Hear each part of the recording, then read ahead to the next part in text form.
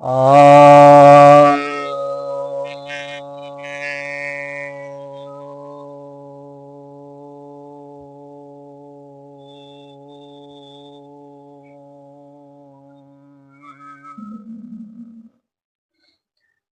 सभी भक्तजनों को सप्रेम नमन।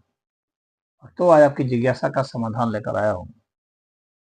एक जिज्ञासा आई है कि धनुर्वेद के 10 अंग कौन कौन से हैं और इसके 4 चरण क्या बतलाए जाते हैं। धनुर्वेद के 10 अंग हमारे शास्त्रों में बताया गया है। हालांकि यह सामान्य नहीं है, धनुर्वेद का अब जमाना भी नहीं है, लेकिन जो प्रक्रियाएं हैं वो फिर भी महत्वपूर्ण हैं और हमारा जो इतिहास है उसको समझना फिर भी अच्छा है। और यह देखना जरूरी है कि उस वक्त जो है जो आयुध विद्या थी तो वह कितनी अच्छी थी और कितनी बारीकी से उसके एक एक अंग पर जोर दिया गया था। तो यह समझना भी इतिहास के नज़रिए से अच्छा होगा। और अभी भी जो स्पोर्ट्स के लिए तो धनुष बाण का प्रयोग होता है, निशानेबाजी में तो प्रयोग होता है, तो अभी भी वे कुछ काम के हो सकते हैं। तो धनुर्वेद के जो 10 अंग बताए गए हैं शास्त्र में, वे हैं आदान, संधान, मोक्षण, निवर्तन, स्थान, दृष्टि, प्रयोग, प्रायश्चित, मंडल तथा रहस्य। इस तरह से बांटा गया है और इसका श्लोक जो है अगर आप कहेंगे तो मैं पढ़ के दिखा सुना देता हूँ। आदानम अथ संधानम मोक्षणम विनिवर्तनम स्थानम सृष्टि प्रयोगस्य प्रायश्चित्तानि मंडलम रहस्यम चेति दशधा धनुर्वेदांगम इष्यते। तो यह जो है धनुर्वेद के 10 अंग बताए जाते हैं। तो आदान का मतलब क्या बताया गया है? बताया गया है कि जो तर्कस से जो बाण छोड़ते हैं, जो निकलता है, उसको आदान कहा जाता है। और धनुष की जो प्रत्यंचा होती है उस पर जो रखा जाता है तो उसको संधान कहते हैं। यानी बाण को उस पर रखेंगे, संधान करेंगे, तैयार करेंगे, उसके बाद फिर उसको छोड़ेंगे। तो जब छोड़ेंगे तो उसको कहेंगे मोक्षण। और बाण छोड़ने के बाद यदि यह मालूम हो जाए कि हमारा विपक्षी जो है निर्बल है या उसके पास कोई शस्त्र नहीं है, क्योंकि पहले यह था कि भाई शस्त्र जिसके पास नहीं है उसको नहीं मारा जाता था, या विपक्षी अगर बहुत ही कमजोर होता था तो भी उसको नहीं मारा जाता था। तो ये वीर पुरुष के लिए बताया जाता था कि मंत्र शक्ति से उस बाण को लौटा लिया जाता है। तो इस प्रकार से जो छोड़ दिया गया है बाण और उसको लौटा लेने की जो कला थी उसको विनिवर्तन कहा जाता था। विनिवर्तन, वापस लौटा लेना। यह वापस लौटा लेना बहुत ही कठिन है।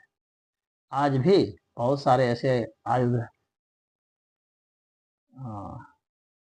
नहीं बना पाए हैं हम लोग, जिसको कि हम लोग लौटा लें, फिर से यूज हो जा रहा है, खत्म हो जा रहा है।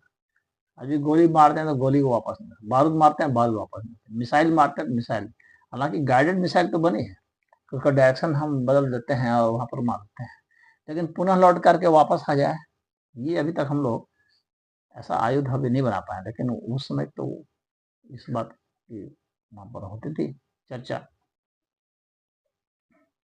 उसके बाद जो है स्थान की बात की गई है।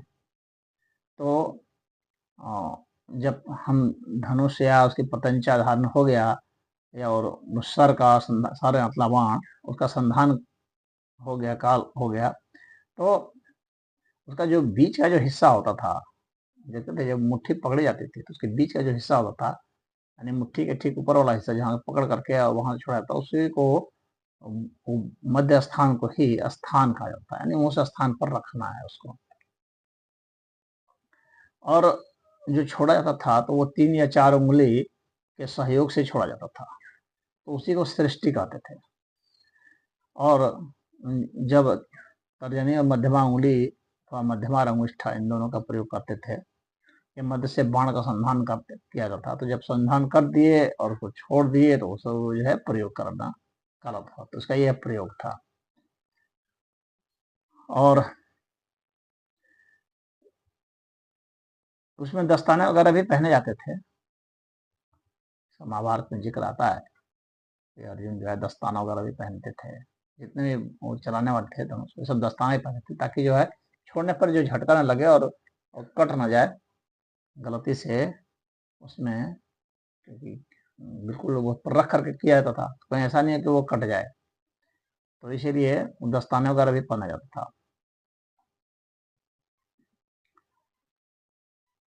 तो अब इसके बाद जो है ये सब जो पहन लिया था, तो उसके कारण जो है अपना जो आघात है, अपना हमारा जो शरीर है वो आघात से बच जाता था, और इसी को प्रायश्चित कहते थे, यानी अपने शरीर के आघात पर जाना। तो दस्ताना पहन लिए, या हाथ में भी यहाँ बैंड जैसा, चमड़े का बैंड जैसा आता था, उसको भी पहन लिए, ये सब जो है प्रायश्चित में आते थे। और इसके बाद जो है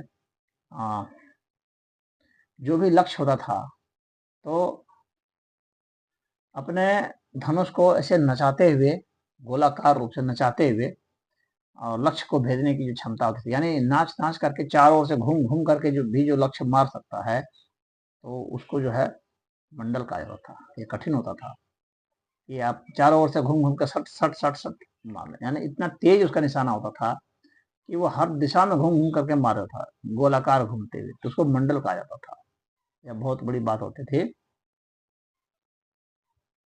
और इसके बाद फिर जो होता था कि जो अगर कहीं ध्वनि मात्र हुआ, जैसे शब्द भेदी बाण चलते थे, वो रहस्य में आता था, यानी लक्ष्य हमें अभी दिख नहीं रहा है, लेकिन लक्ष्य का अनुमान करके लक्ष्य पर मार देना, ये रहस्य के तहत आता था।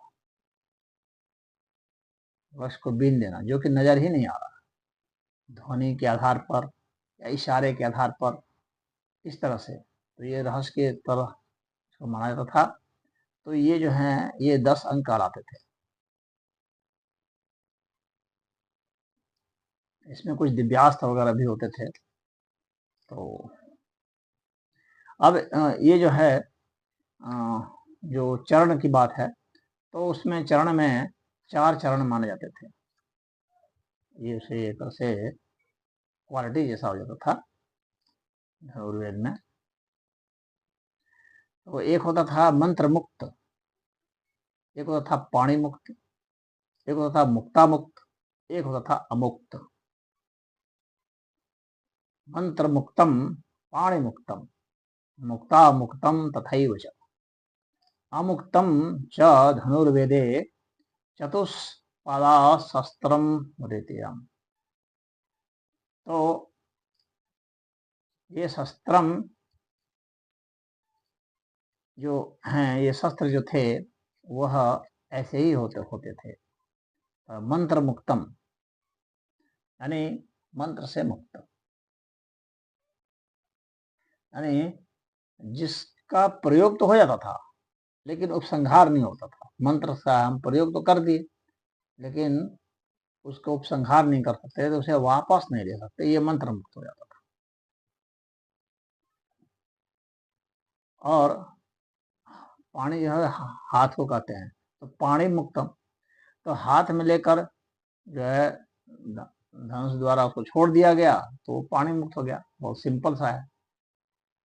और मुक्ता मुक्त जिसमें प्रयोग और उपसंहार दोनों, यानी प्रयोग भी कर दिए और उसे हम वापस लौटा भी सकते हैं, यह मुक्ता मुक्त कहलाती है, ये कला जो होती है। और जो मंत्र साधित होता है, जिसको छोड़ना उड़ाना नहीं है, इस तरह से जो होता था, तो वह अमुक्त कहलाता था। यानी उस बाण को हमें धनुष पर लखा करके छोड़ने की कोई जरूरत नहीं। वो धनुष से भी मुक्त है और हाथ से भी मुक्त है। हाँ, तो वैसे जो होते थे उसको अमुक्त कहते थे। तो ये मंत्र द्वारा जो है साध दिया जाता था, और ये ऐसा होता था कि इसको देखने मात्र से ही जो है शत्रु फरार हो जाते थे। तो इस तरह से 4 चरण होते थे धनुर्वेद में। तो यह जो है वर्णन किया गया है धनुर्वेद के शास्त्र में। तो यह एक बेसिक फंडामेंटल धनुर्वेद की शिक्षा का है। तो इसमें इतना ही। हरिओम।